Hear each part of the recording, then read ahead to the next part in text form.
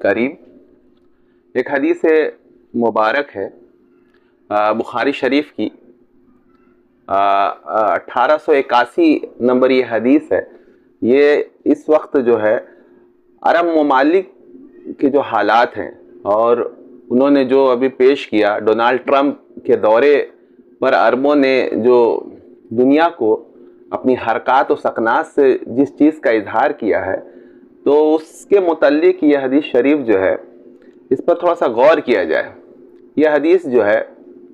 ابراہیم بن منذر نے بیان کیا، ان سے ولید نے بیان کیا، ان سے ابو عمرو اوزائی نے بیان کیا، ان سے اسحاق نے بیان کیا، ان سے انس بن مالک رضی اللہ عنہ نے بیان کیا کہ رسول اللہ صلی اللہ علیہ وسلم نے فرمایا کوئی ایسا شہر نہیں بچے گا جسے دجال جو ہے پامال نہ کر سکے سوائے مکہ اور مدینہ منورہ کے۔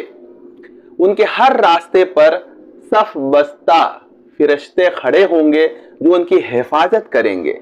مدینہ منورہ کی زمین 3 مرتبہ کانپے گی، جس سے یہ جو جملہ ہے، اب دیکھیے کہ یہ حدیث مبارک کا یہ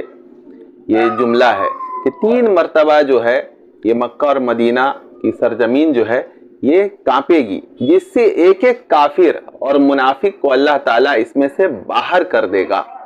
یہ حدیث میں صرف مدینہ منورہ کا ذکر ہے، لیکن بہت سے ترک سے یہ حدیثیں جو ہیں آئی ہیں جس میں مکہ مکرمہ کا بھی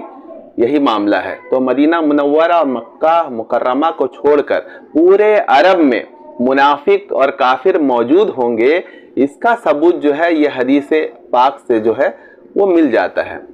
تو بھائی